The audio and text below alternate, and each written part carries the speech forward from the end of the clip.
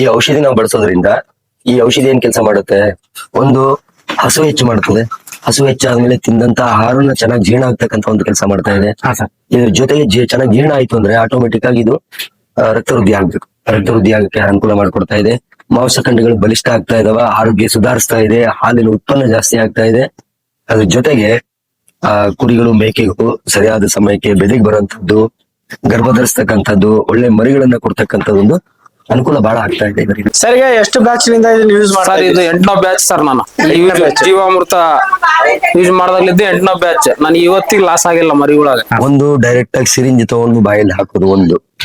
ಎರಡನೇದಾಗಿ ನಾವೇನ್ ಫೀಡ್ ಅಥವಾ ಫುಡ್ ಅಂತ ಕೊಡ್ತೀವಿ, ಅದೇ ಕಾಳು ಕೊಡ್ತಾರೆ, ರೆಡಿಮೇಡ್ ಫುಡ್ ಕೊಡ್ತಾರೆ, ಅದ್ರಲ್ಲಿ ಮಿಕ್ಸ್ ಮಾಡಿ ಕೊಡ್ಬೋದು ಅಥವಾ ನೀರಲ್ಲಿ ಕೊಡ್ಬೋದು. ಸರ್ 12,500 ಹಂಗ್ ಕೊಡ್ತೀವಿ ಸರ್. 12,500 13,000. ನಾನು 16,000 ಕೂಡ ಮಾರಿ ಸರ್, ಬರೀ 3 ತಿಂಗಳು ಮರಿಗಳೇ. ಈ ಒಂದು ಸಮಸ್ಯೆನ ಪರಿಹಾರ ಮಾಡೋದಕ್ಕೆ ಒಂದೇ ಉತ್ಪನ್ನದಲ್ಲಿ ಎಲ್ಲಾ ಉದ್ದೇಶಗಳು ಈಡೇರಬೇಕು. ಅದು ನ್ಯಾಚುರಲ್ ಆಗಿ ಸ್ವಾಭಾವಿಕವಾಗಿ ದೊರಕತಕ್ಕಂಥದ್ದಾಗಿರ್ಬೇಕು. ಆ ರೀತಿ ಇದನ್ನ ತಯಾರು ಮಾಡಿದೀವಿ. ಬರೀ ಗಿಡಮೂಲಿಕೆಗಳಿಂದ ತಯಾರು ಮಾಡಿರ್ತಕ್ಕಂಥ ಔಷಧಿ ಆಗಿರೋದ್ರಿಂದ ಯಾವ್ದು ಸೈಡ್ ಎಫೆಕ್ಟ್ಸ್ ಇಲ್ಲ. ಏನ್ ಖರೀದಿ ಮಾಡ್ತಕ್ಕಂಥವ್ರು ಮುಗಿಬಿದ್ದು ಖರೀದಿ ಮಾಡ್ತಾ ಇದಾರೆ, ಯಾಕಂದ್ರೆ ರುಚಿ ಚೆನ್ನಾಗಿದೆ, ಆರೋಗ್ಯ ಚೆನ್ನಾಗಿರ್ತದೆ ನಮಗೆ ಅಂತ. ಸರ್ ನಮಸ್ಕಾರ. ನಮಸ್ಕಾರ ಸರ್, ಮೊದಲದಾಗಿ ತಮ್ಗೆ ನಮ್ಮೊಂದು ಬಳಗಕ್ಕೆ ಸ್ವಾಗತ ಸರ್. ನಮಸ್ಕಾರ ಸರ್, ನಮ್ಮ ಒಂದು ರೈತ ಬಾಂಧವರಿಗೆ ತಮ್ಮ ಒಂದು ಪರಿಚಯನ ಮಾಡ್ಕೊಡ್ತೀರಾ ಸರ್? ನನ್ನ ಹೆಸರು ಡಾಕ್ಟರ್ ಎ ಸೋಮಪ್ಪ, ನಿವೃತ್ತ ಮುಖ್ಯ ಪಶು ವೈದ್ಯಾಧಿಕಾರಿ. ನಾನು ಸುಮಾರು 37 ವರ್ಷ ನನ್ನ ಪದವಿ ಮುಗಿಸಿದ ಮೇಲೆ ಬೇರೆ ಬೇರೆ ಪಶುವೈದ್ಯಕೀಯ ಪಶುವೈದ್ಯನಾಗಿ ನಾನು ಸೇವೆ ಸಲ್ಲಿಸಿದ್ದೀನಿ. ತಮಿಳುನಾಡಲ್ಲಿ ದನಗಳಲ್ಲಿ, ಪೌಲ್ಟ್ರಿ ಲೈನಲ್ಲಿ, ಶೀಪ್ ಅಂಡ್ ಗೋಟ್ಸ್, ಡಾಗ್, ಎಲ್ಲಾ ವಿಧವಾದ ಪ್ರಾಣಿಗಳನ್ನ ನಾನು ಚಿಕಿತ್ಸೆ ನೀಡ್ತಾ ಸೇವೆ ಸಲ್ಲಿಸ್ತಾ 37 ವರ್ಷ ಸರ್ವಿಸ್ ಮುಗಿಸಿ ಈಗ ನಿವೃತ್ತನಾಗ್ತಿದ್ದೀನಿ. ಸರ್, ಈಗ ನೀವು ಇಷ್ಟು ವರ್ಷದ ಅನುಭವದಲ್ಲಿ ನೀವು ನೋಡಿದ ಹಾಗೆ ಒಂದು ಕುರಿ ಸಾಕಾಣಿಕೆಯಲ್ಲಿ ಅಥವಾ ಮೇಕೆ ಸಾಕಾಣಿಕೆಯಲ್ಲಿ ಯಾವ್ಯಾವ ಸಮಸ್ಯೆಗಳು ಜಾಸ್ತಿ ಬರ್ತಾ ಇದೆ ಅಂತ ಹೇಳ್ತೀರಾ ಸರ್? ಈಗ ಮುಖ್ಯವಾಗಿ ಕುರಿ ಮತ್ತು ಮೇಕೆ ಸಾಕಾಣಿಕೆಯಲ್ಲಿ ಇತ್ತೀಚಿನ ದಿನಗಳಲ್ಲಿ ಬರ್ತಕ್ಕಂಥ ಸಮಸ್ಯೆ ನೀರು, ಮೇವು ಮತ್ತು ಕುರಿಗಳ ಆರೋಗ್ಯ. ಈಗ ನೀರು ಮೇವಿನ ವಿಷಯಕ್ಕೆ ಅಂತ ಬಂದಾಗ ಈಗೆಲ್ಲ ವಾತಾವರಣ ಕಲುಷಿತವಾಗಿ ಹೋಗಿದೆ. ಹಾಗಾಗಿ ಅದೇ ಕಾರಣದಿಂದ ಸಾಕಷ್ಟು ಸಾಂಕ್ರಾಮಿಕ ರೋಗಗಳು ಬರ್ತಾ ಇದೆ. ಬೇರೆ ಬೇರೆ ವೈರಸ್ ರೋಗಗಳು, ಬ್ಯಾಕ್ಟೀರಿಯಲ್ ರೋಗಗಳು, ಮೈಕೋಪ್ಲಾಸ್ಮಾ ಅಂತ ಜಂತು ಹುಳುಗಳ ಕಾಟ, ಇವೆಲ್ಲ ಸಮಸ್ಯೆ ಹೆಚ್ಚಾಗ್ತಾ ಇದೆ. ಕೆಲವೊಂದು ಔಷಧಿಗಳನ್ನು ನಾವು ಬಳಸಿದ್ರು ಸಹ ನಮ್ಮ ಕುರಿಗಳಲ್ಲಿ ಆರೋಗ್ಯ ಸುಧಾರಣೆ ಆಗ್ತಾ ಇಲ್ಲ, ರೋಗ ನಿವಾರಣೆ ಆಗೋದು ಕಷ್ಟ ಆಗ್ತಾ ಇದೆ. ಓಕೆ ಸರ್, ಇದಕ್ಕೆ ನೀವು ಕಂಡುಕೊಂಡಿರುವಂತಹ ಪರಿಹಾರಗಳು ಏನೇನು ಅಂತ ನಮ್ಮ ರೈತ ಬಂಧುಗಳು ತಿಳಿಸ್ಕೊಡ್ತೀರಾ ಸರ್? ಇದು ನೀವು ಕೇಳ್ತಕ್ಕಂತ ಪ್ರಶ್ನೆಗೆ ಯಾವ ರೀತಿ ಉತ್ತರ ಹೇಳಬೇಕು ಗೊತ್ತಾಗ್ತಾ ಇಲ್ಲ. ಆದ್ರೂ ಒಂದು ನಾವು ಕಂಡುಕೊಂಡಿದ್ದೀವಿ. ಇವಾಗ ವೈರಸ್ ರೋಗಗಳು ಹೊಸದಾಗಿ ರೋಗಗಳು ಬರ್ತಾ ಇದಾವೆ. ಮುಂಚೆ ನಮ್ಮಲ್ಲಿ ರೆಂಟ್ರೋಪಿಕ್ ಅನ್ನೋ ಒಂದು ರೋಗ ಇತ್ತು, ಅದನ್ನ ನಿರ್ಮೂಲನೆ ಮಾಡಿದೆ ಸರ್ಕಾರದ ವತಿಯಿಂದ. ಈಗ ಅದಾದ ನಂತರ PPR ಅನ್ನೋ ಕಾಯಿಲೆ ಹುಟ್ಟು ಹಾಕಿತು. ಅದಾದ ನಂತರ ಈಗ ನಮ್ಗೆ ಹೊಸದಾಗಿ ಮೈಕೋಪ್ಲಾಸ್ಮಾ ಅನ್ನೋ ಒಂದು ಕಾಯಿಲೆ ಶುರುವಾಗಿದೆ. ಈ ರೀತಿ ಹೊಸ ಕಾಯಿಲೆಗಳು ಬರ್ತಾ ಇದಾವೆ. ಅದಕ್ಕೆ ಬೇಕಾದಂತ ಔಷಧಿಗಳನ್ನ ಉತ್ಪನ್ನ ಮಾಡ್ತಾ ಇದಾರೆ, ಸಂಶೋಧನೆ ಮಾಡ್ತಾ ಇದಾರೆ, ಬಳಸ್ತಾ ಇದೀವಿ. ಆದ್ರೂ ಕೆಲವೊಂದು ಸಂದರ್ಭದಲ್ಲಿ ರೋಗಗಳು ನಿಯಂತ್ರಣಕ್ಕೆ ಬರ್ತಾ ಇಲ್ಲ. ಇದು ಒಂದು ದೊಡ್ಡ ಸಬ್ಜೆಕ್ಟ್, ದೊಡ್ಡ ವಿಷಯ. ನಾವು ಡಿಸ್ಕಸ್ ಮಾಡೋದ್ರಲ್ಲಿ ಅವಶ್ಯಕತೆ ಇಲ್ಲ. ಆದ್ರೆ ಇದಕ್ಕೆ ಪರಿಹಾರ ಏನು, ನಮ್ಮ ಫೀಲ್ಡ್ ಲೆವೆಲ್ ಅಲ್ಲಿ ಇರ್ತಕ್ಕಂಥ ಕುರಿಗಾರರಿಗೆ ಲಾಭ ಹೇಗೆ ನಾವು ಮಾಡಕ್ ಸಾಧ್ಯ ಇದೆ ಅನ್ನೋದು ಮಾತ್ರ ಯೋಚನೆ ಮಾಡ್ತಾ ಇದೀವಿ. ಸಾಧ್ಯ ಆದಷ್ಟು ಮೈಯಲ್ಲಿ ಇರ್ತಕ್ಕಂಥ ವಿಷಾಂಶಗಳನ್ನ ನಾವು ತೆಗೆದುಹಾಕಿ, ಈಗ ಕೆಮಿಕಲ್ ಫೀಡಿಂಗ್ ಜಾಸ್ತಿ ಆಗಿದೆ, ಅದರಿಂದನೇ ನಾನಾ ರೋಗಗಳು ಬರ್ತಾವಂತ ತಜ್ಞರು ಹೇಳ್ತಾ ಇದಾರೆ.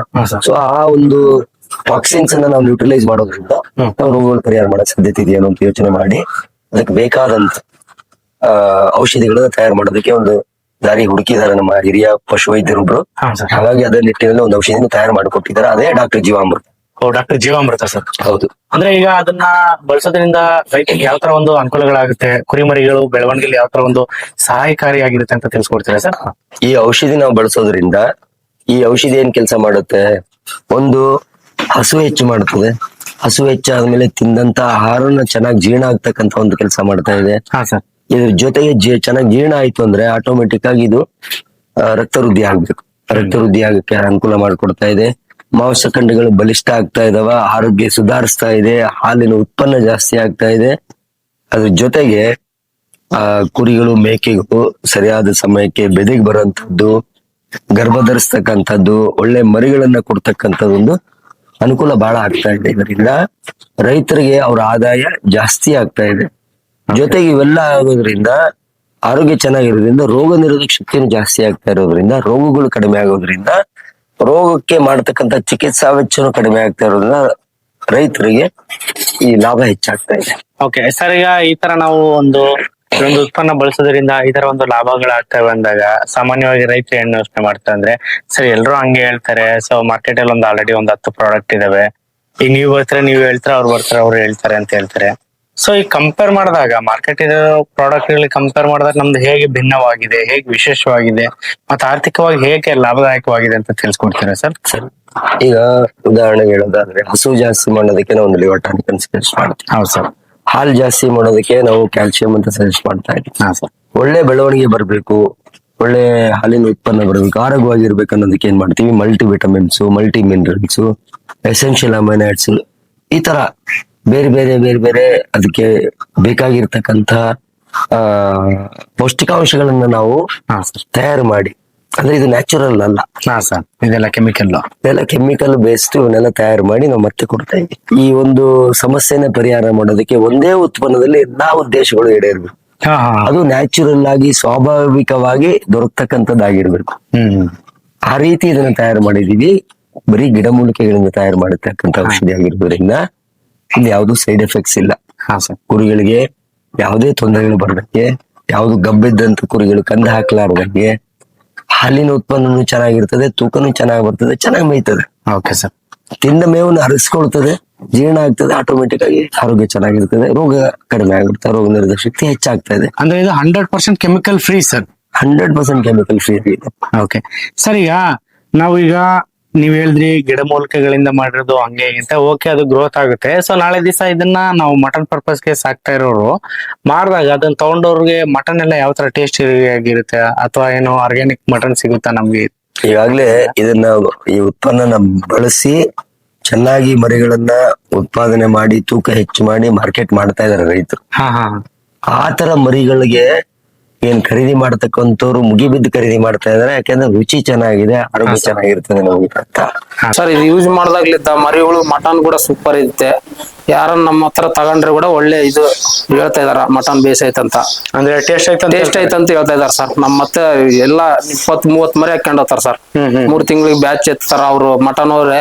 ಅವ್ರು ಕೊಯ್ದ್ರೆ ಕೂಡ ಒಳ್ಳೆ ಇದೈತೆ, ಬೆನಿಫಿಟ್ ಐತೆ, ಮರಿ ಕೂಡ ತೂಕ ಬರ್ತತೆ, ಒಳ್ಳೆ ಮಟನ್ ಸೂಪರ್ ಇರುತ್ತೆ ಅಂತ ಹೇಳ್ತಾ ಇದಾರೆ ಸರ್.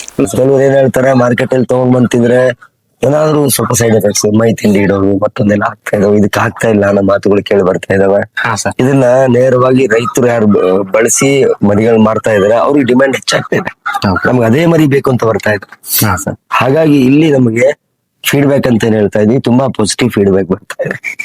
ಹಾಗಾಗಿ ಇದ್ರಲ್ಲಿ ಯಾವ್ದು ಕೆಮಿಕಲ್ ಇಲ್ಲದೆ ಇರೋದ್ರಿಂದ, ಕುರಿಗಳ ಆರೋಗ್ಯನೂ ಚೆನ್ನಾಗಿರೋದ್ರಿಂದ, ಅದರ ಮಾಂಸನೂ ಸಹ ನಿಮ್ಗೆ ಸಾವಯವ ಮಾಂಸ ಅಂತ ಅನ್ಬಹುದು, ಆರ್ಗ್ಯಾನಿಕ್ ಮೀಟ್ ಅನ್ಬಹುದು, ಕೆಮಿಕಲ್ ಫ್ರೀ ಮಟನ್ ಅಂತಾನು ಹೇಳ್ಬೋದು. ಓಕೆ ಸರ್, ಈಗ ಸಾಮಾನ್ಯವಾಗಿ ಏನ್ ಡೌಟ್ ಬರುತ್ತಂದ್ರೆ, ಈ ತರ ಒಂದು ಔಷಧಿಗಳು ಕೇವಲ ಈ ತರ ನಾವು ಏನು ಶೆಡ್ ಫಾರ್ಮ್ ಮಾಡಿ ಸಾಕ್ತಾರಲ್ಲ ಅವ್ರಿಗೆ ಅಷ್ಟೇನಾ, ಅಥವಾ ಮೇಯಿಸ್ಕೊಂಡು ಸಾಕೋರ್ಗೂ ಯೂಸ್ ಆಗುತ್ತೆ ಸರ್ ಇದು? ಇದು ಎಲ್ಲರಿಗೂ ಅನುಕೂಲ ಆಗ್ತದೆ. ಈಗ ಅಲೆಮಾರಿ ಅಥವಾ ಸಂಚಾರಿ ಕುರಿಗಾರರು ಏನಿದ್ದಾರೆ, ಕಾಡುಗಳಲ್ಲಿ ನಿಮ್ಮ ಭೂಮಿಗಳಲ್ಲಿ ಅಲ್ದಾಡಿ ಮೇಯಿಸ್ತಕ್ಕಂಥದ್ದು, ಅದು ಓಪನ್ ಗ್ರೇಜಿಂಗ್ ಅಂತೀವಿ. ಇದು ಶೆಡ್ ಅಲ್ಲಿ 0 ಗ್ರೇಜಿಂಗ್ ಅಂತೀವಿ. ಎಲ್ಲಾ ಮೇವನ್ನ ಇಲ್ಲಿ ತಂದು ಹಾಕ್ತಿವಿ. ಇಲ್ಲಿಗೂ ಅಲ್ಲಿಗೆ ಏನಂತ ವ್ಯತ್ಯಾಸ ಇಲ್ಲ. ಇಲ್ಲಾದ್ರೂ ಅದೇ ಆಹಾರ ತಿನ್ನತ್ತೆ ಬೆಳವಣಿಗೆ ಬರುತ್ತೆ, ಅಲ್ಲಾದ್ರೂ ಆಹಾರ ತಿನ್ನತ್ತೆ ಬೆಳವಣಿಗೆ ಬರ್ತದೆ. Okay sir. ಇಲ್ಲಿ ಈ ಔಷಧಿ ಎರಡೂ ಕಡೆಗೂ ಒಳ್ಳೆಯ ಪರಿಣಾಮ ಕೊಡ್ತಾ ಇದೆ. ತಿಂದ ಆಹಾರನ ಕರಗಿಸುತ್ತೆ, ಚೆನ್ನಾಗಿ ಜೀರ್ಣ ಆಗೋಗಿ ಮಾಡ್ತದೆ, ಹಸು ಜಾಸ್ತಿ ಮಾಡ್ತದೆ, ರಕ್ತನ ಚೆನ್ನಾಗಿ ವೃದ್ಧಿ ಮಾಡ್ತದೆ, ಆಟೋಮೆಟಿಕ್ ಆಗಿ ನಿಮಗೆ ಬೆಳವಣಿಗೆ ಜಾಸ್ತಿ ಆಗುತ್ತೆ, ಉತ್ಪನ್ನ ಜಾಸ್ತಿ ಆಗುತ್ತೆ, ರೋಗ ನಿರೋಧಕ ಶಕ್ತಿ ಹೆಚ್ಚಾಗೋದ್ರಿಂದ ಕುರಿಗಳಿಗೆ ರೋಗ ಇರೋದಿಲ್ಲ. ಹಾಗಾಗಿ ನಿಮ್ಗೆ ಇದು ಉತ್ಪನ್ನ ನಿಮಗೆ ಎಲ್ಲಾ ರೀತಿ ಅನುಕೂಲ ಆಗ್ತಾ ಇದೆ. ಅಂದ್ರೆ ಇದನ್ನ ಬಳಸೋದ್ರಿಂದ ಖರ್ಚು ಸಾಕಷ್ಟು ಕಡಿಮೆ ಆಗ್ತಾ ಇದೆ. ಬೇರೆ ಬೇರೆ ರೋಗಗಳಿಗೆ ಬೇರೆ ಬೇರೆ ಆಹಾರಗಳನ್ನ, ಬೇರೆ ಬೇರೆ ಔಷಧಿಗಳನ್ನ ಬಳಸ್ತಾ ಇರೋದ್ರಿಂದ ಅಲ್ಲಿ ಆರ್ಥಿಕವಾಗಿ ನಮಗೆ ಹೆಚ್ಚಿನ ಹೊರೆ. ಅಷ್ಟೆಲ್ಲ ನಾವು ಚಿಕಿತ್ಸೆ ಮಾಡಿದ್ರು ಸಹ ಕುರಿಗಳನ್ನ ಉಳಿಸಕ್ ಆಗ್ತಾ ಇಲ್ಲ ನಮಗೆ. ಹೌದು ಸರ್. ಕೆಲವೊಂದು ರೋಗಗಳು, ಉದಾಹರಣೆಗೆ ಮೈಲಿ ಬೇನೆ, ಶೀಪ್ ಪಾಕ್ಸ್ ಅಂತ ಹೇಳ್ತೀವಿ. ಮೈಲಿ ಬೇನೆ ಬಂದಂತ ಕುರಿಗಳನ್ನ ಉಳಿಸೋದು ತುಂಬಾ ಕಷ್ಟ, ಯಾಕಂದ್ರೆ ಇದು ವೈರಲ್ ಡಿಸೀಸ್. ಈಗ ನಿಮ್ಗೆ ಬ್ಲೂಟಂಗ್ ಅಂತ ಹೇಳ್ತೀವಿ. ಬ್ಲೂಟಂಗ್ ರೋಗದಲ್ಲಿ ಸಹ ನಮಗೆ ಒಂದು 100 ಕುರಿಗಳಲ್ಲಿ 10 ಕುರಿಗೆ ರೋಗ ಬಂದಿದೆ ಅಂದ್ರೆ 1-2 ಕುರಿ ಸಾಯ್ತಿದೆ, ಉಳಿಸಕ್ ಆಗೋದೇ ಇಲ್ಲ. ಯಾಕಂದ್ರೆ ವೈರಲ್ ಡಿಸೀಸ್, ಅದಕ್ಕೆ ಮದ್ದಿಲ್ಲ. ಮುಂಚೆನೆ ಅಡ್ವಾನ್ಸ್ ಆಗಿ ಇಂಜೆಕ್ಷನ್ ಮಾಡ್ಕೋಬೇಕು, ಲಸಿಕೆ ಹಾಕ್ಬೇಕಂತ ಹೇಳ್ತೀವಿ. ಇಂತಹ ಸಂದರ್ಭದಲ್ಲಿ ನಾವು ಈ ಔಷಧಿ ಕೊಡೋದ್ರಿಂದ ರೋಗನೇ ಬರದೇ ಇದ್ದಾಗ ಆರಾಮಾಗಿಲ್ಲ ಆಟೋಮೆಟಿಕ್ ಆಗಿ ಒಂದು ಎರಡು ಕುರಿನೋ ಮರಿನೋ ಲಾಸ್ ಆಗೋದನ್ನ ನಿಲ್ಸುತ್ತೆ. ಹಾ ಸರ್. ಇಂಡೈರೆಕ್ಟ್ಲಿ ನಮಗೆ ಆರ್ಥಿಕವಾಗಿ ನಮ್ಗೆ ನಷ್ಟ ಆಗೋದು ತಪ್ಪುತ್ತೆ. ಜೊತೆಗೆ ಒಳ್ಳೆ ಬೆಳವಣಿಗೆ ಬರ್ತಿರೋದ್ರಿಂದ ನಿಮ್ಗೆ ರೇಟ್ ಜಾಸ್ತಿ ಆಗುತ್ತೆ. ಹೌದು. ಕೆಲವೊಂದು ರೈತರು ನಮ್ಮ ಹತ್ರ ಹೇಳ್ತಾರೆ, ಅವ್ರ ಮರಿಗಳನ್ನ ಮೊದಲು ಈ ನಮ್ಮ ಜೀವಾಮೃತ ಉಪಯೋಗ ಮಾಡೋದಕ್ಕಿಂತ ಮೊದಲು 2.5-3 ತಿಂಗಳಿಗೆ ಮರಿನ ಮಾರಾಟ ಮಾಡ್ಬೇಕಾದ್ರೆ 6,000-7,000 ರೂಪಾಯಿ ಮಾರ್ತಿದ್ರು. ಹಾ ಸರ್. ಅದು ಒಳ್ಳೆ ಆಹಾರ ಕೊಟ್ಟು, ರೆಡಿಮೇಡ್ ಫೀಡ್ ಕೊಟ್ಟು, ಕಾಳು ಹಾಕಿ ಮೆಕ್ಕೆಜೋಳ ಹಾಕ್ತಾರೆ, ಸಜ್ಜೆ ಹಾಕ್ತಾರೆ, ಹೊಟ್ಟುಗಳು ತಗೊಂಬಂದ್ ಮೇಯಿಸ್ತಾರೆ. ಶೆಡ್ ಅಲ್ಲೂ ಹಂಗೆ ಹೊರಗಡೆ ಮೇಯಿಸ್ತಕ್ಕಂಥ ಕುರಿ ಆರಂಗಿ ಇವನ್ನೆಲ್ಲ ತಂದು ಹಾಕಿ ಮರಿಗಳನ್ನ ಮಾರಾಟ ಮಾಡಿದ್ರೆ 6,000-7,000 ರೂಪಾಯಿ ಮಾತ್ರ ತಗೊಂತಿದ್ರೆ 2.5-3 ತಿಂಗಳಿಗೆ. ಹಾ ಹಾ. ಈ ಜೀವಾಮೃತ ಹಾಕೋದ್ರಿಂದ ಈಗ ಏನಾಗ್ತಾ ಇದೆ, ಅವರು 10,000 ರೂಪಾಯಿಗಿಂತ ಕಡಿಮೆ ಮಾರ್ತಾ ಇಲ್ಲ ಇದೇ ಮರಿ. ಓ, 10,000 ರೂಪಾಯಿ. ಅದಕ್ಕಿಂತ ಹೆಚ್ಚಿಗೆ ಮಾರ್ತಾ ಇದ್ದಾರೆ ಹೊರತು ಕಡಿಮೆ ಮಾಡ್ತಾ ಇಲ್ಲ. ಹಾ ಹಾ ಹಾ ಸರ್. ಜೊತೆಗೆ ಮರಿಗಳಿಗೆ ಯಾವ್ದು ರೋಗ ಇಲ್ಲ. ಕೆಲವ್ರು ಹೇಳ್ತಾ ಇದಾರೆ, ಸರ್ 3 ತಿಂಗಳಿಂದ ಬಳಸ್ತಾ ಇದೀವಿ, 3 ತಿಂಗಳಲ್ಲಿ ಒಂದು ಕುರಿ ನಮ್ಮ ಕುರಿ ಮೈ ಕರಗ್ ಮಾಡಿಲ್ಲ, ಹಾ ಹಾ. ಅದೇ ಒಂದು ರೋಗ ಬಂದಿಲ್ಲ, ಒಂದು ಸೂಜಿನೂ ಸಹ ಮಾಡಿಲ್ಲ ಸರ್ ಅದಕ್ಕೆ ಅಂತ ಹೇಳ್ತಾರೆ. ಓ, ಒಳ್ಳೇದು ಸರ್. ಇಲ್ಲೇನಾಗಿದೆ, ನಮ್ಗೆ ರೋಗ ನಿರೋಧಕ ಶಕ್ತಿ ಆದಾಗ ರೋಗನೇ ಬರ್ಲಿಲ್ಲ ಅಂದಾಗ ಲಾಭ ರೈತರಿಗೆ ಆಗ್ತದೆ. ಹಾಗಾಗಿ ಇದನ್ನ ಖರ್ಚುನು ಅತ್ಯಂತ ಕಡಿಮೆ ವೆಚ್ಚದಲ್ಲಿದೆ. ಓಕೆ ಸರ್, ಈಗ ನಮ್ಗೆ ಈ ಒಂದು ಡಾಕ್ಟರ್ ಜೀವಾಮೃತ ಅನ್ನೋದೇನಿದಿಲ್ಲ, ಅದನ್ನ ಯಾವ ಹಂತದಲ್ಲಿ, ಎಷ್ಟು ಪ್ರಮಾಣದಲ್ಲಿ, ಮತ್ತೆ ಯಾವ ರೂಪದಲ್ಲಿ ಕೊಡ್ಬೇಕು ಅಂತ ತಿಳಿಸ್ಕೊಡ್ತೀರಾ ಸರ್? ಸರ್, ಇದು ಹುಟ್ಟಿದ ದಿನದಿಂದ ಕೊಡಬಹುದು. ನಾವೇನ್ ಸಜೆಸ್ಟ್ ಮಾಡ್ತೀವಿ ಅಂದ್ರೆ, ಮೊದಲು 1 ವಾರ ಕೊಡಬೇಡಿ. ಹಾ ಸರ್. ಯಾಕಂದ್ರೆ ತಾಯಿ ಹಾಲು ತುಂಬಾ ಶ್ರೇಷ್ಠ. ಅದು ಗಿಣ್ಣದ ಹಾಲು ಅಂತ ಹೇಳ್ತೀವಿ. ಗಿಣ್ಣದ ಹಾಲಲ್ಲಿ ಸಾಕಷ್ಟು ಆ ರೋಗ ನಿರೋಧಕ ಶಕ್ತಿ ಇರೋದ್ರಿಂದ ಮೊದಲು 1 ವಾರ 10 ದಿನ ತಾಯಿ ಹಾಲನ್ನೇ ಕೊಡಿ, ಬೇರೆ ಏನು ಕೊಡ್ಬೇಕು. 1 ವಾರ 10 ದಿನ ಆದ್ಮೇಲೆ ಜೀವಾಮೃತ ಸ್ಟಾರ್ಟ್ ಮಾಡಿ, ಏನು ತೊಂದರೆ ಇಲ್ಲ. 1 ml 2 ml ಹಂತ ಹಂತವಾಗಿ ನೀವು ಹೆಚ್ಚೆಚ್ಚು ಮಾಡ್ತಾ ಬಳಸಬಹುದು. ಮರಿಗಳಿಗೆ, ದೊಡ್ಡ ಕುರಿಗಳಿಗೆ, ಆಡುಗಳಿಗೆ, ಟಗರುಗಳಿಗೆ, ಹೋತುಗಳಿಗೆ ಅದಕ್ಕೂ ಕೊಡಬಹುದು. ಯಾವ ರೀತಿ ಕೊಡಬಹುದು, ಯಾವ ರೀತಿ ನಮಗೆ ಆರೋಗ್ಯ ಚೆನ್ನಾಗಿರುತ್ತದೆ, ಎಷ್ಟು ದಿನ ಬಳಸಬಹುದು ಅನ್ನೋದು ನಾನು ನಿಮಗೆ ಹೇಳ ಬಯಸ್ತೀನಿ. ಒಂದು ದೊಡ್ಡ ಕುರಿಗಳಿಗೆ ವಾರದಲ್ಲಿ 2 ದಿನ ಕೊಡ್ತಾ ಹೋಗಿ ಸಾಕು, ಅಂದ್ರೆ ತಿಂಗಳಿಗೆ 8 ದಿನ. ಹಾ ಸರ್. ಇದರಿಂದ ನಿಮ್ ಕುರಿಗಳ ಆರೋಗ್ಯ ತುಂಬಾ ಚೆನ್ನಾಗಿರುತ್ತೆ. ಎರಡನೇದಾಗಿ ಮರಿಗಳಿಗೆ ನಾವು ಟಗರು ಮರಿಗಳನ್ನ ಮಾರಾಟ ಮಾಡ್ತೀವಿ. ಮರಿಗಳ ಆರೋಗ್ಯ ಚೆನ್ನಾಗಿರ್ಬೇಕು, ರೇಟ್ ಚೆನ್ನಾಗಿ ಬರಬೇಕು, ತುಂಬಾ ತೂಕ ಬರಬೇಕು ಅನ್ನೋದಾದ್ರೆ ವಾರದಲ್ಲಿ 3 ದಿನ ಬಳಸಿ, 1 ದಿನ ಬಿಟ್ಟು 1 ದಿನ ಬಳಸಿ. ಇಷ್ಟೇ ಬಳಸಿ ಸಾಕು. ನೀವು ಪ್ರತಿನಿತ್ಯ ಬಳಸೋ ಅವಶ್ಯಕತೆ ಇಲ್ಲ. ಕೆಲವರು ಪ್ರತಿನಿತ್ಯ ಬಳಸ್ತಾ ಇದಾರೆ, ನಾವೇ ಬೇಡ ಅಂತ ಹೇಳ್ತಾ ಇದೀವಿ. ಹಾ ಸರ್. ಅವಶ್ಯಕತೆ ಇಲ್ಲ. ಯಾಕಂದ್ರೆ ಇದು ನೀವು ಕೆಲವರು ರೈತರು ನಮ್ಮನ್ನು ಬಳಸ್ತವ್ರು ಇದಾರೆ, ಈ 1 ವಾರದಲ್ಲಿ 3 ದಿನ ಬಳಸಿದಾರೆ, 1 ತಿಂಗಳಕ್ಕೆ 2 ತಿಂಗಳ ತನಕ ಬಿಟ್ಟರು ಕುರಿಗಳಿಗೆ ಏನ್ ಸಮಸ್ಯೆ ಬಂದಿಲ್ಲ, ಚೆನ್ನಾಗಿ ಮೇಯ್ತಾವ. 1 ತಿಂಗಳ 2 ತಿಂಗಳ ತನಕ ಚೆನ್ನಾಗಿ ಮೇಯ್ತಾವ. ಆದ್ರೆ ರೋಗ ನಿರೋಧಕ ಶಕ್ತಿ ನಿಮ್ಗೆ ಬರಲ್ಲ. ರೋಗ ನಿರೋಧಕ ಶಕ್ತಿ ಬರ್ಬೇಕಾದ್ರೆ ಇದನ್ನ ಪ್ರತಿ ವಾರದಲ್ಲಿ 1 ಅಥವಾ 2 ದಿನ ಕೊಡ್ಲೇಬೇಕು. ಕೊಟ್ರೆ ನಿಮ್ಗೆ ಕುರಿಗಳಿಗೆ ರೋಗ ನಿರೋಧಕ ಶಕ್ತಿ ಹೆಚ್ಚಾಗತ್ತೆ. ಕುರಿ ಮೇಯೋದೇನು ಬಿಡೋದಿಲ್ಲ. ಹಾ ಸರ್. ಆರೋಗ್ಯ ಚೆನ್ನಾಗಿರ್ತದೆ, ಬಟ್ ರೋಗ ಬರೋ ಚಾನ್ಸ್. ಹಾ ಸರ್. ಸರ್, ಈಗ ಇದನ್ನ ಯಾವ ರೂಪದಲ್ಲಿ ಕೊಡೋದು ಸರ್? ಅಂದ್ರೆ ಡೈರೆಕ್ಟ್ ಫೀಡ್ ಮಾಡ್ಬೇಕಾ? ಇದನ್ನ 3 ವಿಧದಲ್ಲಿ ನಾವು ಕೊಡೋದಕ್ಕೆ ದಾರಿ ಇದೆ. ಒಂದು, ಡೈರೆಕ್ಟ್ ಆಗಿ ಸಿರಿಂಜ್ ತಗೊಂಡು ಬಾಯಲ್ಲಿ ಹಾಕೋದು ಒಂದು. ಎರಡನೇದಾಗಿ ನಾವೇನ್ ಫೀಡ್ ಅಥವಾ ಫುಡ್ ಅಂತ ಕೊಡ್ತೀವಿ, ಅದೇ ಕಾಳು ಕೊಡ್ತಾರೆ, ರೆಡಿಮೇಡ್ ಫುಡ್ ಕೊಡ್ತಾರೆ, ಅದ್ರಲ್ಲಿ ಮಿಕ್ಸ್ ಮಾಡಿ ಕೊಡಬಹುದು, ಅಥವಾ ನೀರಲ್ಲಿ ಕೊಡಬಹುದು. ನಾನು ಅಡ್ವೈಸ್ ಮಾಡೋದೇನಂದ್ರೆ, ಸಾಧ್ಯ ಆದಷ್ಟು ಸಿರಿಂಜ್ ಇಂದ ಹಾಕೋದು ತಪ್ಪಿಸ್ಬೇಕು ಸರ್. ಓಕೆ, ಒಳ್ಳೇದಲ್ಲ ಅದು. ಹಾ ಸರ್. ಅನಿವಾರ್ಯ ಸಂದರ್ಭದಲ್ಲಿ ಮಾತ್ರ ಸಿರಿಂಜ್ ಅಲ್ಲಿ ಕೊಡಿ, ಇಲ್ಲಾಂದ್ರೆ ಕೊಡ್ಬೇಡಿ. ಯಾಕಂದ್ರೆ ಸಿರಿಂಜ್ ಅಲ್ಲಿ ಕೊಡುವಂತ ಸಂದರ್ಭದಲ್ಲಿ ನೆತ್ತಿಗೇರಿ ಮರಿಗಳಾಗ್ಲಿ ಕುರಿಗಳಾಗ್ಲಿ ಸಾಯೋ ಚಾನ್ಸ್ ಜಾಸ್ತಿ ಇರ್ತದೆ. ಅದು ಮಾಡ್ಬೇಕು. ಅನಿವಾರ್ಯ ಸಂದರ್ಭದಲ್ಲಿ ನಮಗೆ ಚೆನ್ನಾಗಿ ನಾಲೆಜ್ ಇದೆ, ಜಾಗರೂಕತೆಯಿಂದ ಕೊಡಿಸಿ, ತಪ್ಪಿಲ್ಲ. ಅದಕ್ಕಿಂತ ದಿನನಿತ್ಯ ನೀವು ವಾರದಲ್ಲಿ 2 ದಿನ ಕೊಡ್ಬೇಕಾದ್ರೆ ಇದು ತುಂಬಾ ಲೆಬೋರಿಯಸ್, ಅಂದ್ರೆ ಶ್ರಮದಾಯಕ ಕೆಲಸ. ಅದನ್ನ ತಪ್ಪಿಸೋದಕ್ಕೆ ನಾವು ನೀರಲ್ಲಿ ಕೊಡಬಹುದು. ಇಲ್ಲ ಅಂತಂದ್ರೆ ನಾವು ಕಾಳು ಕೊಡ್ತೀವಿ, ಅಥವಾ ಮೆಕ್ಕೆಜೋಳ ಕೊಡ್ತೀವಿ, ಸಜ್ಜೆ ಕೊಡ್ತೀವಿ, ಅದ್ರಲ್ಲೇ ನೀವು ಮಿಕ್ಸ್ ಮಾಡ್ಬೇಕು. ಇದು ಸುಲಭವಾದ ಕೆಲಸ. ಆಮೇಲೆ ಅವು ಕುರಿಗಳಿಗೂ ಸಮನಾಗಿರ್ಬೋದು. ಓಕೆ ಸರ್, ಈಗ ನೀರಲ್ಲಿ ಕೊಡಿ ಅಂತ ಹೇಳಿದ್ರಲ್ಲ, ಈಗ 10 ml ನಾವು ಎಷ್ಟು ಲೀಟರ್ ನೀರಲ್ಲಿ ಕೊಡುದು ಸರ್? ಅದ್ ನೀರ್ ಎಷ್ಟಾಗುತ್ತೆ? ಸಪೋಸ್ ಒಂದು 10 ಮರಿಗಳಿದೆ ಅನ್ಕೊಟ್ಟು, ಅದು ಒಂದು ದಿನಕ್ಕೆ 5 ಲೀಟರ್ ನೀರು ಕುಡಿತದ ಅನ್ಕೊ. ಮೊದಲು 2 ಲೀಟರ್ ನೀರಲ್ಲಿ ಔಷಧಿ ಹಾಕಿ 2 ಲೀಟರ್ ಖಾಲಿ ಆದ್ಮೇಲೆ ಉಳಿದಿದ್ದೀರ. ಅಂದ್ರೆ ಔಷಧಿ ವೇಸ್ಟ್ ಆಗಬಾರ್ದು ಅನ್ನೋ ಉದ್ದೇಶಕ್ಕೆ ಈ ತರ ನಾವು ಕೆಲಸ ಮಾಡ್ಕೊಂಡು. ಇನ್ನೊಂದು ಸರ್, ಈಗ ನಾವು ಏನೋ ಭಯ ಪಡ್ತಾರೆ ಅಂದ್ರೆ, ಸರ್ ಈಗ ನೀವು 10 ml ಹೇಳಿರ್ತೀರಿ, ನಮ್ ಕರೆಕ್ಟ್ ಮಾಪನ ಮಾಡಕ್ ಆಗಲ್ಲ, ಒಂದ್ 5 ml ಜಾಸ್ತಿ ಆಯ್ತು, ಡೋಸೇಜ್ ಜಾಸ್ತಿ ಆಯ್ತು ಅಂದ್ರೆ ಏನೋ ತೊಂದರೆ ಆಗುತ್ತಾ ಸರ್? ನಿಮ್ಮ ಆತಂಕ ನನಗೆ ಗೊತ್ತಾಯ್ತು. ರೈತರು ಯಾವುದು ಭಯ ಪಡೋ ಅವಶ್ಯಕತೆ ಇಲ್ಲ. 5 ml ಬದಲಾಗಿ 10 ml ಕುಡಿಸಿದ್ರೆ ಏನು ತೊಂದರೆ ಆಗೋದಿಲ್ಲ. ಆದ್ರೆ ಸರ್, ಈಗ ನಾನು ಸಾಕಷ್ಟು ಶೆಡ್ ಫಾರ್ಮ್ ಗಳಿಗೆ ವಿಸಿಟ್ ಮಾಡ್ತಾ ಇರ್ತೀನಿ. ನಮ್ಮ ಕೃಷಿ ದೇವೋಭವ ಬಳಗದಿಂದ ಸಾಕಷ್ಟು ಸಂದರ್ಶನಗಳು ಮಾಡ್ತಾ ಇರ್ತೀನಿ. ಕುರಿ ಸಂತೆಗೆ ಹೋಗ್ತಾ ಇರ್ತೀನಿ ಸರ್, ಸಿನ್ನೂರ್ ಆಗಿರ್ಬೋದು, ಕೂಕನಪಳ್ಳಿ, ಅಮ್ಮನಗಡ, ಇಲ್ಲೆಲ್ಲ ನಾವು ನೋಡ್ತಾ ಇರ್ತೀವಿ, ಸಾಕಷ್ಟು ಕೇಳ್ತಾ ಇರ್ತೀವಿ, ರೋಗ ಎಲ್ಲ ಯಾವ ತರ ಕಂಟ್ರೋಲ್ ಆಗ್ತದೆ, ಹೆಂಗೆಲ್ಲ ಇಂಪ್ರೂವ್ ಮಾಡಕ್ ಏನೇನ್ ಮಾಡ್ತಾ ಇದೀವಿ. ಎಲ್ಲರೂ ಡಾಕ್ಟರ್ ಜೀವಾಮೃತ ಬಳಸ್ತಾ ಇದೀವಿ ಅಂತ ಹೇಳ್ತಾ ಇದಾರೆ. ಸೊ ಇದ್ರ ಗುಟ್ಟೇನು ಸರ್? ಸರ್ ಇದರಲ್ಲಿ ಗುಟ್ಟು ಅನ್ನೋದಕ್ಕೆ ಏನೂ ಇಲ್ಲ. ಹಾ ಸರ್. ಒಳ್ಳೇದಕ್ಕೆ ಯಾವತ್ತಿದ್ರು ಬೆಲೆ ಸಿಕ್ಕೇ ಸಿಗ್ತದೆ, ಬಟ್ ಲೇಟ್ ಆಗ್ತದೆ. ಹಾ ಸರ್. ಈಗಾಗ್ಲೇ ಸುಮಾರು 3 ವರ್ಷದಿಂದ ಇದನ್ನ ನಾವು ಬಳಸ್ತಾ ಇದೀವಿ. ಹಾ ಸರ್. ಅಷ್ಟು ಬೇಗ ಅದು ಪಸರಿಸಲಿಲ್ಲ, ಯಾಕಂದ್ರೆ ಒಳ್ಳೆ ಔಷಧಿ. ಹೌದು ಸರ್. ಬಾಯಿಂದ ಬಾಯಿಗೆ ಬೇಗ ಹೋಗೋದು ಕಷ್ಟ. ಹೌದು ಸರ್. ಕೆಟ್ಟದಾದ್ರೆ ಬಹಳ ಬೇಗ ಬರ್ತದೆ. ಹೌದು ಹೌದು ಸರ್. ಇಲ್ಲೇನಾಗಿದೆ ಅಂತಂದ್ರೆ ಬಳಸ್ತಾರ ರೈತ ಒಂದೇ ಸರಿ ನಂಬ್ತಾ ಇಲ್ಲ, ಎಲ್ಲರೂ ಮೋಸ ಮಾಡೋರಾಗಿದ್ದಾರೆ. ಹೌದು. ಎಲ್ಲರೂ ಯೂಟ್ಯೂಬ್ ಫೇಸ್ಬುಕ್ ನಾಗ ಏನೇನೋ ಹೇಳ್ತಾರೆ, ಹಾ ಸರ್. ಇದನ್ನ ಹಾಕಿ ಅದನ್ನ ಹಾಕಿ ಅಂತ. ಎಲ್ಲರೂ ನಂಬಿ ನಂಬಿ ಮೋಸ ಹೋಗಿದ್ದಾರೆ ಬಹಳ ಜನ. ಅಷ್ಟು ಸುಲಭವಾಗಿ ಯಾರು ಒಪ್ಪೋದಿಲ್ಲ, ಅಷ್ಟು ಸುಲಭವಾಗಿ ಯಾರು ದುಡ್ಡು ಹಾಕೋದಿಲ್ಲ. ಹೌದು ಸರ್. ಆದ್ರೆ ಇಲ್ಲೇನಾಗ್ತಾ ಇದೆ ಅಂದ್ರೆ ಮೌತ್ ಟು ಮೌತ್ ಪಬ್ಲಿಸಿಟಿ ಅಂತೀವಿ, ಬಾಯಿಂದ ಬಾಯಿಗೆ ಸುದ್ದಿ ಹಬ್ಬತಾ ಇದೆ. ಗೊತ್ತಾದ್ಮೇಲೆ ಬೆನ್ನತ್ತ ಇದ್ದಾರೆ. ಹಾಗಾಗಿ ಜೀವಾಮೃತ ಒಳ್ಳೆ ರಿಸಲ್ಟ್ ಕೊಡ್ತಾ ಇದೆ ಇವನಿಗೆ ಅಂತ ಗೊತ್ತಾದ್ಮೇಲೆ ಒಬ್ಬರಿಂದ ಒಬ್ರು ಮಾಡ್ತಾರೆ. ನಾನು ಇಷ್ಟೊತ್ತು ನಿಮ್ಗೆ ಏನ್ ಹೇಳಿದ್ದೀನಲ್ಲ, ಇವೆಲ್ಲ ಅಬ್ಸರ್ವೇಶನ್ ನಂದಲ್ಲ ಇದು. ಹಾ ಸರ್. ಇದೆಲ್ಲ ಪರ್ಟಿಕ್ಯುಲರ್ ಆಗಿ ನಮಗೆ ಹೊರಗಡೆ ಕುರಿ ಮೇಯಿಸ್ತಕ್ಕಂಥ ಕುರಿಗಾರರ ಮಾತುಗಳು, ಶೆಡ್ ಅಲ್ಲಿ ಮೇಯಿಸ್ತಕ್ಕಂಥ ಕುರಿ ಸಾಕಾಣಿಕೆದಾರರ ಮಾತುಗಳೇ ಹೊರತು ನನ್ನ ಸ್ವಂತ ಮಾತುಗಳಲ್ಲ. ಹಾ ಹಾ 3 ವರ್ಷದಿಂದ ಇದನ್ನ ಕೊಟ್ಟು ಅವ್ರದ್ದು ಫೀಡ್ಬ್ಯಾಕ್ ತಗೊಳ್ತಾ ಇದ್ದೀನಿ ನಾನು. ನಾನೇ ಕಣ್ಣಾರೆ ನೋಡಿರೋದು. ಮೊನ್ನೆ ಒಂದು 40-50 ಕುರಿ ಸಾಕಾಣಿಕೆ ಮಾಡ್ತಕ್ಕಂಥ ಒಬ್ಬ ಯುವಕ ಹಾ ಸರ್. ಒಂದ್ ತಾಯಿನ ಸಪೋರ್ಟ್ ಇಟ್ಕೊಂಡು ಕುರಿ ಸಾಕಾಣಿಕೆ ಮಾಡ್ತಾ ಇದ್ದಾರೆ. ಇವತ್ತು ಅವ್ನು ಎಷ್ಟು ಖುಷಿಯಾಗಿದ್ದಾನಂದ್ರೆ, ಹಿಂದೆ ಸಾಕಷ್ಟು ಕುರಿಗಳು ಚಂದ ಹಾಕಂತದ್ದು, ರೋಗಗಳಲ್ಲಿ ಸಾಕಷ್ಟು ಕುರಿಗಳು ಕಳ್ಕೊಂಡಿರೋದು ಸಮಸ್ಯೆ ಆಗಿದೆ. ಹೌದು ಸರ್. ಬರೀ 3 ತಿಂಗಳಿಂದ ನನ್ನ ಹತ್ರ ಔಷಧಿ ತಗೊಂಡು ಬಳಸಿದ ನಾವು ಈ ಜೀವಾಮೃತ ತಗೊಂಡ್ ಬಂದು ಮಾರ್ಕೆಟ್ ಅಲ್ಲಿ ಸಿಗೋ ಜೀವಾಮೃತ ತಗೊಂಡ್ ಬಂದು ಬಳಸಿ ಇವತ್ತೆಷ್ಟು ಖುಷಿ ಅಂತಂದ್ರೆ, ಒಂದ್ ತಾಯಿ ಹೇಳ್ತಾಳೆ, ಸರ್ ನಮ್ಗೆ ಇಷ್ಟ ಲಾಭ ನಾವ್ ಯಾವತ್ತೂ ಕಂಡಿಲ್ಲ, ಮರಿಗಳನ್ನ ಈ ರೇಟಿಗೆ ನಾವು ಮಾರಿಲ್ಲ. 6-7 ಸಾವಿರ ರೂಪಾಯಿ ಮಾರೋ ಮರಿಗೆ 10,000 ರೂಪಾಯಿ ಮಾರ್ತಾ ಇದೆ ನಮಗೆ, ಇದಕ್ಕಿಂತ ಇನ್ನೇನ್ ಬೇಕು? ಹೌದು ಸರ್. ಖರ್ಚು ಕಡಿಮೆ ಆಗ್ತಾ ಇದೆ ನಮ್ಗೆ. ಅವಾಗೆಲ್ಲ ಕಂಡಂಗ್ ಬೇರೆ ಬೇರೆ ಔಷಧಿಗಳು ತರ್ತಾ ಇದ್ವಿ, ಏನೇನೋ ಔಷಧಿ ಹಾಕ್ತಾ ಇದ್ವಿ, ರೋಗಗಳು ಕಡಿಮೆ ಆಗ್ತಾ ಇರ್ಲಿಲ್ಲ. ರೋಗ ಬಂದಂತ ಸಂದರ್ಭದಲ್ಲಿ ಚಿಕಿತ್ಸೆ ಮಾಡ್ತಾ ಇದ್ವಿ, ಡಾಕ್ಟರ್ಗಳು ಕರಿತಾ ಇದ್ವಿ, ಚಿಕಿತ್ಸೆ ಕೊಟ್ಟರು ಫಲಕಾರಿಯಾಗದೆ ನಮ್ಮ ಕುರಿಗಳು ಮರಿಗಳು ಸತ್ತಿದಾವ. ಆದ್ರೆ ಯಾವಾಗ ಈ ತರ ರೋಗ ಬಂದಂತ ಸಂದರ್ಭದಲ್ಲಿ ಜೀವಾಮೃತನ ಬಳಸ್ತಾ ಇದ್ದೀನಿ. ಮತ್ತೆ ಉದಾಹರಣೆ ಹೇಳೋದಾದ್ರೆ, ಈಗ ನಾನು ನಿಮ್ಗೆ ಆಗ್ಲೇ ಹೇಳಿದೆ, ನೀಲಿ ನಾಲಿಗೆ ರೋಗ ಬರ್ತಾ ಇದೆ, ವೈರಲ್ ಡಿಸೀಸ್, ಇದಕ್ಕೆ ಮದ್ದೇ ಇಲ್ಲ ಅಂತ ಹೇಳ್ತೀವಿ. ಈ ತರ ಸಂದರ್ಭದಲ್ಲಿ ಕೆಲವು ಕುರಿಗಾರಿಗೆ ನಾವ್ ಹೇಳೋದನ್ನ ಮಾತನ್ನ ಕೇಳ್ಕೊಂಡು ಅವ್ರು ಬಳಸಿದಾರೆ. ಕಾಲು ಬೆನೆ ಬಾಯಿ ಬೆನೆ ಅಂತ ಬಾಂಬುನಾಗ ಹೇಳ್ತಕ್ಕಂಥದ್ದು ನೀಲಿ ನಾಲಿಗೆ ರೋಗ. ಇದು ನೀಲಿ ನಾಲಿಗೆ ರೋಗ ಬಂದಂತ ಕುರಿಗಳಲ್ಲಿ 10 ಕುರಿ ಬಂತಂದ್ರೆ 1-2 ಕುರಿ ಸಾಯುತ್ತೆ. ಚಿಕಿತ್ಸೆ ಕೊಟ್ರು ಅದು ನಮ್ಮ ಜೀವಾಮೃತ ಚಿಕಿತ್ಸೆ ಕೊಡೋದ್ರ ಜೊತೆಯಾಗಿ ಬಳಸಿದಾಗ ಆ ಕುರಿ ಬಹಳ ಬೇಗ ರಿಕವರಿ ಆಗ್ತಾ ಇದೆ, ಬೇಗ ಆರಾಮ ಆಗ್ತಾ ಇದೆ, ಸಾಯ್ತಾ ಇಲ್ಲ.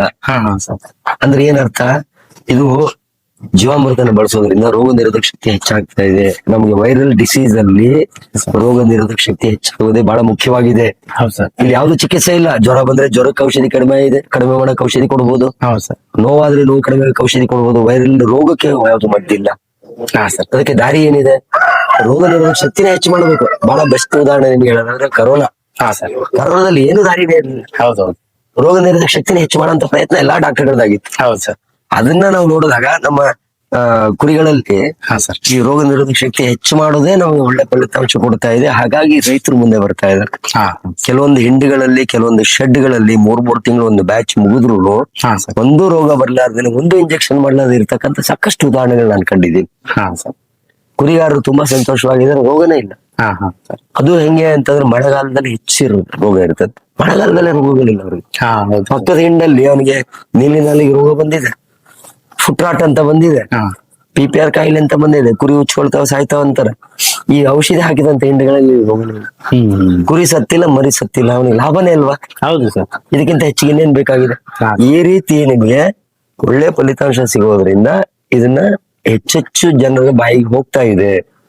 ಹೆಚ್ಚೆಚ್ಚು ಕುರಿಗಾರರು ಇದು ಬೇಕು ಅಂತ ಬರ್ತಾ ಇದ್ದಾರೆ. ಸರ್, ಇಷ್ಟೊತ್ತು ತಮ್ಮ ಒಂದು ಅಪಾರ ಅನುಭವನ ನಮ್ ಜೊತೆ ಹಂಚ್ಕೊಂಡಿದ್ದಕ್ಕೆ ಧನ್ಯವಾದಗಳು ಸರ್. Thank you.